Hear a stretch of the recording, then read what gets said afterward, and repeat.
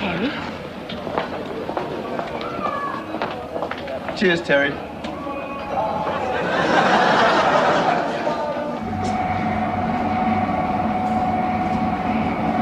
Oh, wait then. Let's get back to the reception before the booze runs out.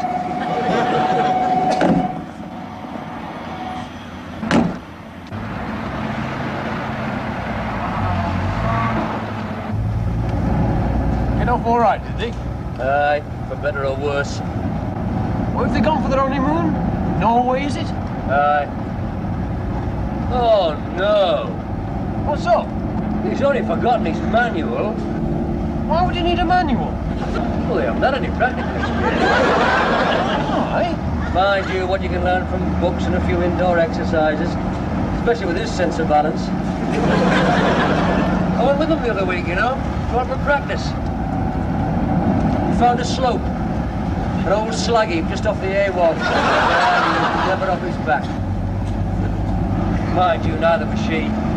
I spent all the time picking them up and dusting them down. You take your duties as best man very seriously. God knows how they'll get on over there, in and out of them sticks.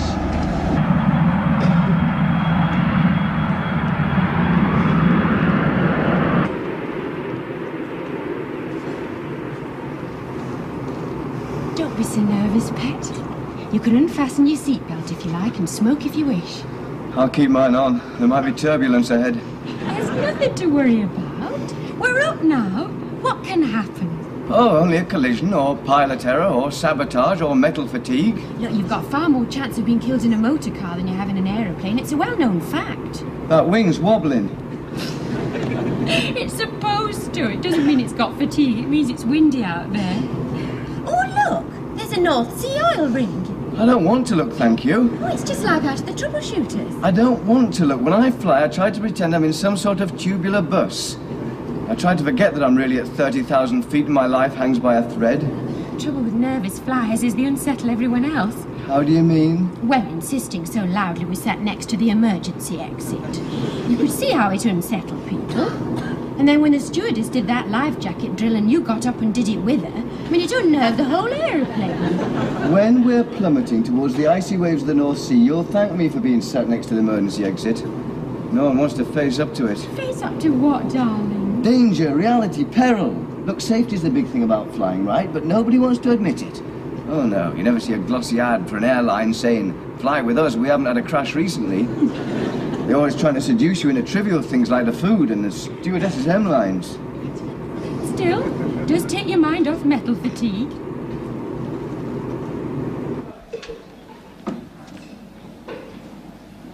Has everybody gone, Mr. Chambers? Aye, they've drunk us dry, lad. Except for my secret hoard. Hey, up! Get yourself a glass. You're still here, though, Butt. What? Ah, yeah. Just quietly reflecting on life and counting the cost of having a daughter. What about your other daughter? What? Other daughter? Susan, the bridesmaid. Thelma's sister. Oh, Susan! Ah, she'll be next. Where is she, by the way? I don't know, I was asking you. Oh, she'll be back at the house with all the other relatives. That's another reason I'm here. Oh, they're a desperate lot, they are. You married? Separated. Oh, I remember. Just one of those things. Marriage is a funny business. No, it's not funny at all. I think marriage is a wonderful thing. It beats the hell out of being blind and crippled any time. They'll be all right, them two. Thelma and, what's it, Bob. Bob, yeah, he's a nice lad. So Susan's gone back to the house, has she? Susan? Your other daughter. Your unmarried single daughter. Oh, Susan! Ah, she'll be back at the house. Oh, no, I thought I'd better see if things were all right, like, you know, what with me being best man and her being bridesmaid. I know what you thought. Eh? You thought you'd go wheeling in there, didn't you? Eh? She's engaged, you know. I know, but he's in Toronto, isn't he? Ah, well, you might be lucky and catch her with her loyalties down. There's nothing like a wedding for making people randy. Look at these two here. Well, they're married, surely. Not to each other. Aye, well, cheers. Cheers. Yeah, have a drop more. All right, then. Absent friends. What? Bob and Thelma. Oh, I have some friends. I thought you were talking about my relative. We'll be at 30,000 feet now. Bob will be in the throes of his in-flight panic, because he's a terrible flyer, you know. Always sits next to the aisle, won't look out of the window and won't leave his seat. What happens when he wants to go to the lavatory? He doesn't go. Doesn't go? Doesn't want to cause any unnecessary movement. He can't go on very long flights then, can he? No, that's why they're only going to Norway. It's within his bladder range. Come on, then. I better get you back to the house. I know why you want to get back to my house. You want to get to grips with my daughter Susan, don't you? What's that about your Susan? Oh, would you like to know, eh? Hello, Susan. Dad, I have strict instructions to get you home, dead or alive. Preferably dead. Mum says they're your relatives she's looking after. Oh, aye. I'll just go and water me horse. Now, come on there, Maisie Mill. They'll chuck you out the Derby and Joan Club, you know. Did they get off all right, then? Aye, for better or worse. What are you going to do now, then? Without him? Well, I thought I'd start going out with girls. I thought I'd start right away. I thought I'd start by asking somebody not a million miles away what she's doing tonight. Maisie, what are you doing tonight? Seriously, I mean, do you fancy going out a bit later, you know, for a drink or a meal or anything you like? Oh, I can't, Terry. Honestly. I'd love to, but, well, I've got to give me Mum a hand with that house full. Or maybe later. All right. Not that there's anywhere to go later. There might be. I've got the key to Bob's house. Well, it's at your mother's place somewhere, but he told me if ever I wanted it, I could pick it up and use his house. Use it for what? Well, you know, there's the colour telly or the new stereo. I could show you Thelma's new stair carpeting. I've seen Thelma's new stair carpeting. Never by moonlight. You got all the patter, haven't you? You know you've been wasting it on Bob all these years. Oh. Thanks very much. Oh, go to Noti. Please. Go to Noti. I think he means good night in Norwegian. Ah, good night. Well, that's what I said, more or less. They're not very bright, these Norwegians, are they? Darling, you've only met two, him and the receptionist. He wasn't so clever either. Well, perhaps he didn't understand you. Perhaps it's your pronunciation. I said it quite clearly. No, got Torden. What time's dinner? No, got Torden. Oh, Bob. What's so funny? You were asking him what time does this train leave. Well, Blame him for looking a bit puzzled. I wasn't far out. It's a stupid language anyway. Oh, come on. We've arrived. We're on our honeymoon. What's Norwegian for do not disturb? Shouldn't you have carried me across the threshold? I would have done, but I still feel a bit queasy from that turbulence. Did you pack the stomach powders? Oh, Bob, you do know how to sweep a girl off her feet. Well, I will do when my tummy's settled. Well, it's a nice room, isn't it? There's lots of cupboard space. Where's the television? We don't need television, Pet. Besides, it would be a Norwegian. The dining room looked nice, didn't it? And the troll bar. Well, surely westerns would be in English. Now, shall I wear my après-ski tonight, even though we haven't yet? Pardon? I said even though we haven't yet. Well, we will do when my tummy's settled. Look, take one of these. You shouldn't have had so much to drink in the aeroplane. Well, it was so cheap, I couldn't resist it. You couldn't resist that stewardess's cleavage, you mean? You've always had a thing about girls in uniform. Who has? You have. No, I haven't. Not uniforms, smocks, yes. Girls in florist shops and hairdressers, in those thin pale blue nylon things, because you know they've taken their dress off underneath. Yes, I do like smocks. I wish I brought one with me. No, it's Terry that's got a thing about uniforms, garage pump attendants and bus conductresses. The other day we were in Granger Street on the way to the match and he saw this coloured meter maid. Just stopped him in his tracks and his eyes glazed over with purple lust. Does he count a bridesmaid's dress as uniform? Why? Well, it's just the way he was looking at Susan this afternoon. Oh, well, he'll be all right there. Oh, With Susan, she was hardly indifferent. I mean, I thought it was on. thought it was on? Thought what was on? On? You know, on. A fella looks at a girl and he can tell if it's on or not. Like with that coloured meter maid. Oh, it was on with her, was it? Well, it would have been if we hadn't been late for the match. Typical male chauvinistic conceit. Oh, Thelma, pet, don't let's have a row. Don't let's worry about Terry Collier and Susan. Terry's probably sitting comfortably at this moment waiting for match of the day on our colour telly. How? How can he be watching our colour telly? Oh, I left the key for him. Didn't I tell you? Most certainly didn't. You left him the key to our lovely new home. Well, he's doing us a favour, Pet. I mean, it's best to keep the place aired and people are delivering things all week. And you'll be abusing our new king-size bed with a procession of uniformed women. Thelma, please. I didn't want to leave the house unattended. A house full of lovely presents in these days of rising crime. Oh, even though he's 100 miles away, he's still here, isn't he? No, he isn't. It's just you and me here, together, in our honeymoon hotel. That's better. Oh, Thelma. You think it's on, do you? Pet, where'd you get these vulgar expressions? From my husband. Never mind about après-ski. What about before dinner? Oh, I'm glad your stomach's settled. Hello, operator.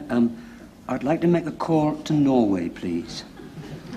Yes, Norway. Reros, R-E-R-O-S 3156. What? Oh, this is 51717. Yeah, it's a personal call to a Mr. Ferris. Yes, as in wheel. My name is Collier.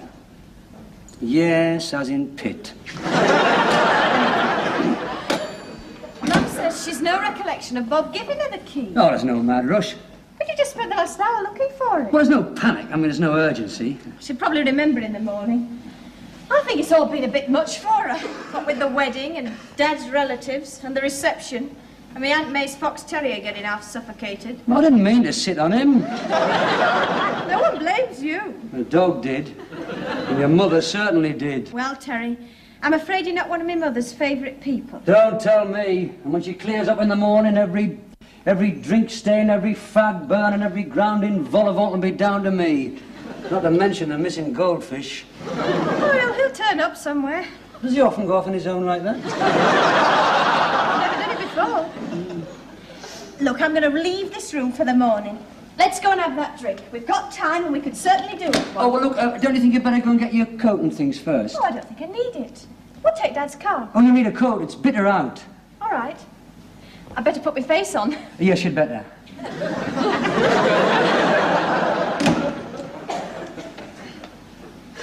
Ring, you bastard. What did they pay you for?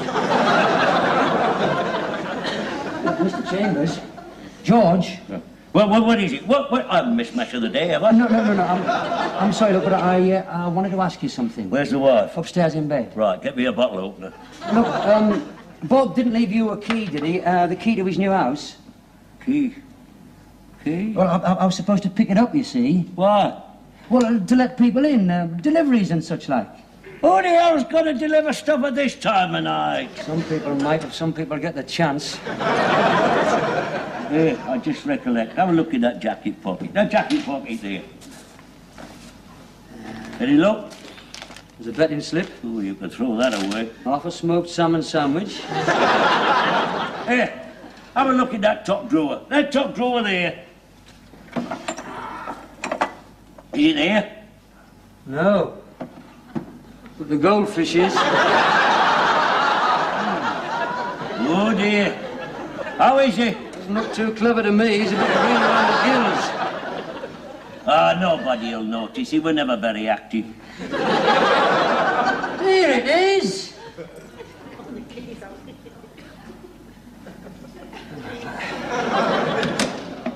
Oh, hey, Susan. Are you going to have that drink or not? I'm just putting my face on. You needn't bother with that. You look marvellous.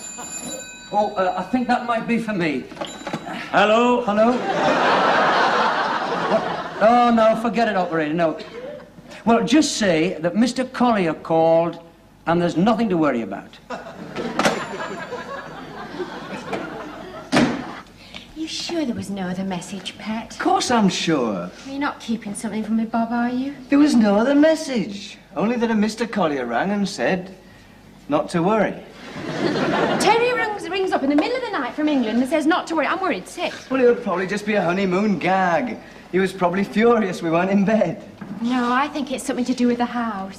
What, love? The house, our lovely new house, the key to which you gave him. We've been through all that, Thelma. Did you tell him how to use the immersion heater? What? Yes, of course. And the central heating? Yes. And where the stopcock is? Look, Terry's perfectly capable of finding a stopcock. Should the need arise. House has probably been flooded by now, but not to worry. Look, Petal, if there'd been something seriously wrong, he would have rung again. That phone call was over an hour ago. House has probably been burnt to the ground, but not to worry.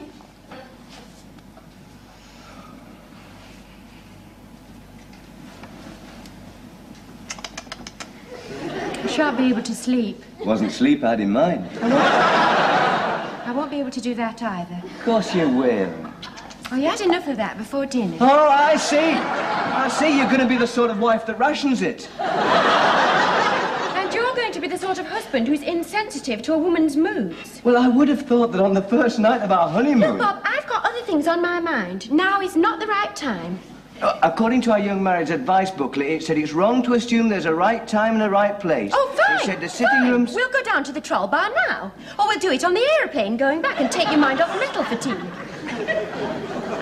You know fine well that's not what I meant. I just thought, Thelma, that you would have been more liberated. Oh, you're liberated, are you? I'd think so, yes. Coming from the man who brought 3 pairs of paisley pyjamas on his honeymoon.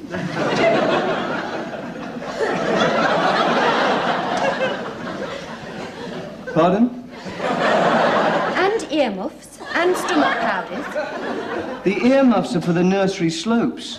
Where you'll want to make love tomorrow morning, no doubt.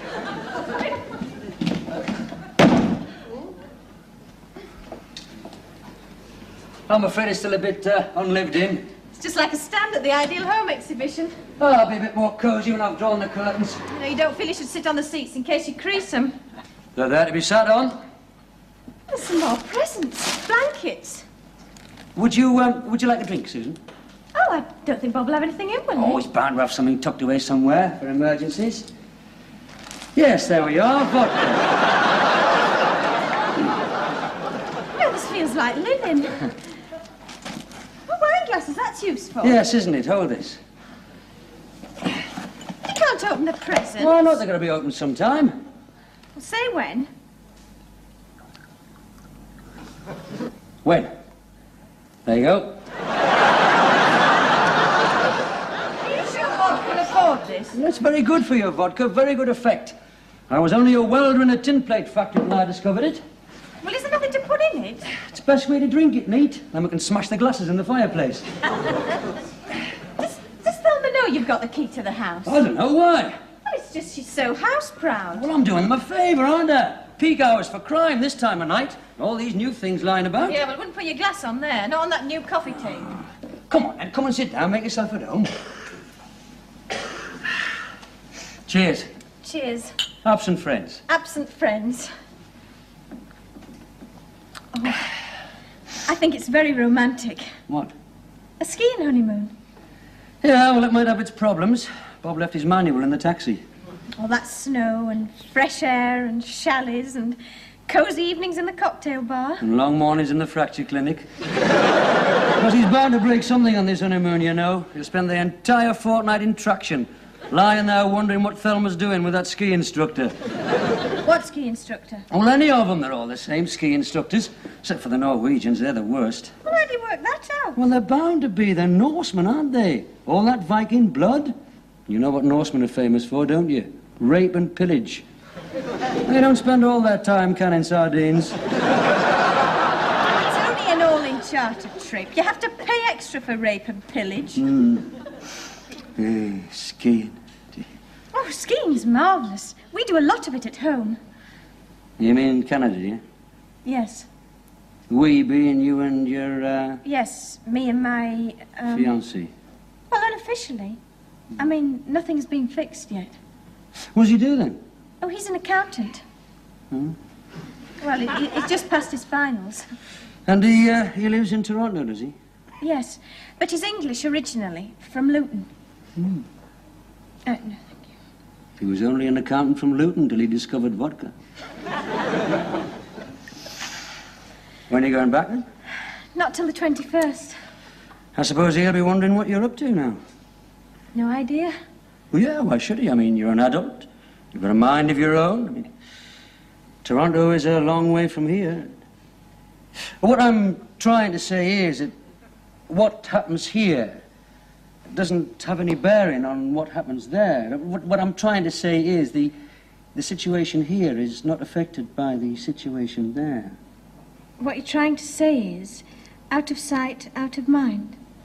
That's what I'm trying to say, yes. I think there's a bit of a Norseman in you, Terry. Possibly. A lot of Viking blood round here, you know. Yeah, well, I'm worried about that vodka stirring up your Viking blood. Then what'll happen? Well, I'm not spending all the night down the high street pillaging the co-op.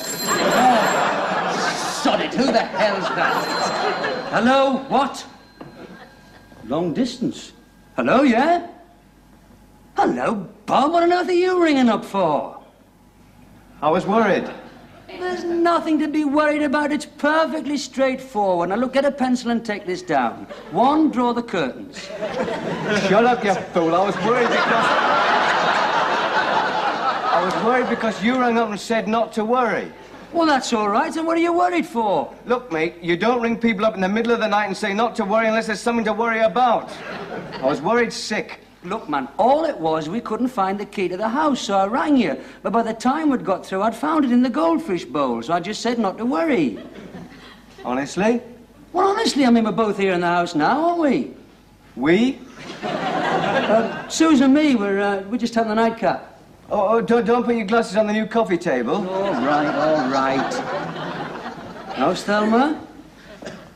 Thelma is not speaking to me. God preserve us, now what? Well, it's your fault, man, for ringing up like that. You ruined our whole evening. Well, you haven't exactly helped mine by ringing up now. Well, I can't help it. Well, it's not my fault. Nor is it my fault if Thelma's locked herself in the bathroom. What? Well, of course I know where the stopcock is. Should the need arise. Look, I won't mess anything up. What uniformed women?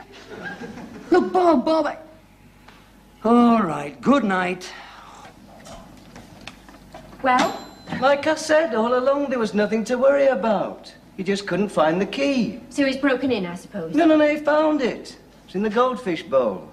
They're there now. They?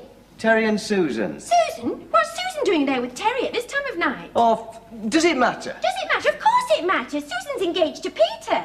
And Peter's no fool, you know. He can put two and two together. I should hope so if he's a qualified accountant. Typical of you to be flippant about infidelity. Look, they're only having a nightcap. What? And no, they didn't put the glasses on the new coffee table. Look, Terry will be making love to her on our new king-size bed that isn't even paid for yet. Lucky bloody Terry! What's wrong? What have I said? Oh, come on, I can tell something's wrong by the way you said nothing. Well, I just didn't like that remark. What remark? To Bob about him not helping you, ringing up at this time of night. Well... And saying it to Bob, who'll tell Thelma. What does it matter? Well, I do think you were taking things for granted a bit, Terry. Look, don't worry what Thelma thinks. She's locked in a bathroom in the Arctic.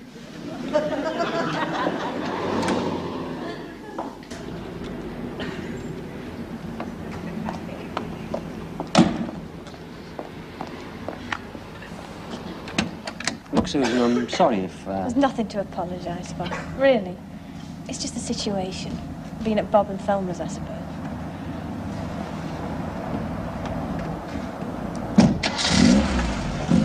Well, shall I give you a ring during the week? Yeah, I'd like that.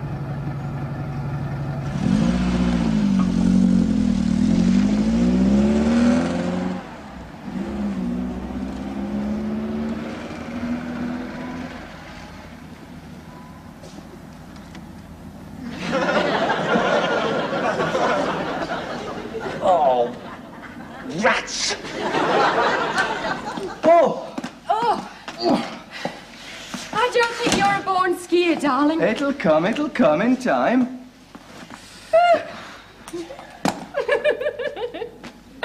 Oh, I'm glad we came here. So am I. Sorry about last night. Me too. Are you feeling very bruised? Not necessarily.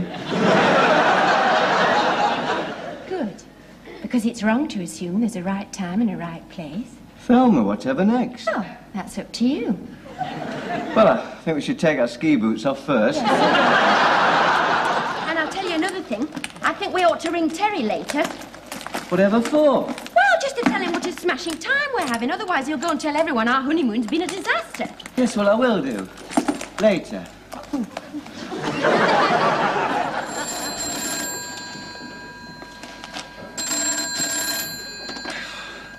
Hello? What? All right. Hello, Bob. Oh, I'm fine, thanks. How are you? Thelma out the bathroom yet?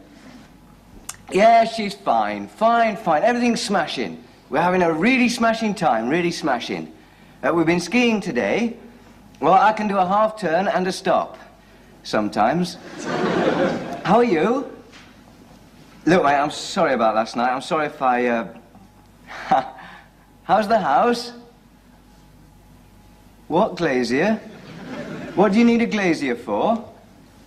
Well, how did the window come to get broken in the first place? What were you doing up a ladder? The ladder fell where? What do you mean, not to worry? Hello, Thelma. You look lovely. You look lovely. I don't think I've ever seen you looking lovelier. What's happened to my lovely new home? Nothing, darling. Absolutely nothing. Nothing at all. Nothing. Not to worry. It was only the landing window. Oh. But you look ever so lovely. Even though he's 100 miles away, he's still here in this room. I've got to learn to live with that fact. Darling, please. No, Bob, when we go back, I want you to ask Terry to come and live with us. He can have the spare, or I can have the spare and he can move in with you. I mean, I'll try to adjust. I'll try to look after you both and not get in the way. And who knows, perhaps when he's out with a meter maid, we can try and catch a few moments together.